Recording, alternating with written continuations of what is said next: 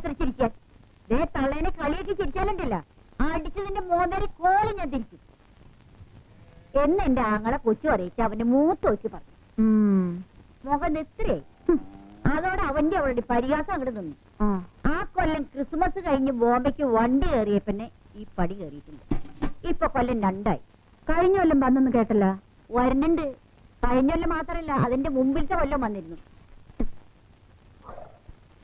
വെറോനിക്കാരെ വീട്ടിൽ വന്നു. ഒട്ടകപ്പള്ളിയിലെ പൈരീര് വീട്ടിൽ പോയി. എന്റെ മേൽക്കുട്ടീനെ കെട്ടിച്ചോട്ട് പോയി.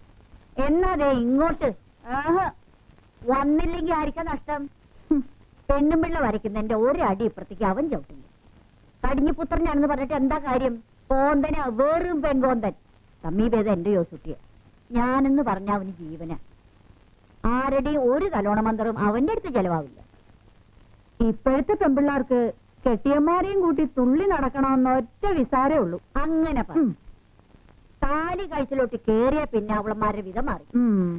സത്യം പറഞ്ഞ എന്റെ ജോർജ് കുട്ടീനും ജോസൂട്ടീനും പെറ്റേ പിന്നെയാ ഞാൻ എന്റെ കെട്ടിയവന്റെ മുഖം ശരിക്കും കണ്ടത്. ഇപ്പൊ അങ്ങനെ വല്ല അച്ചടക്കമുണ്ട്.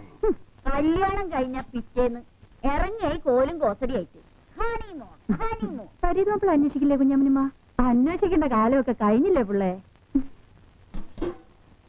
തുള്ളാനിത്തിരി മോഹം വിളിക്കുണ്ട്.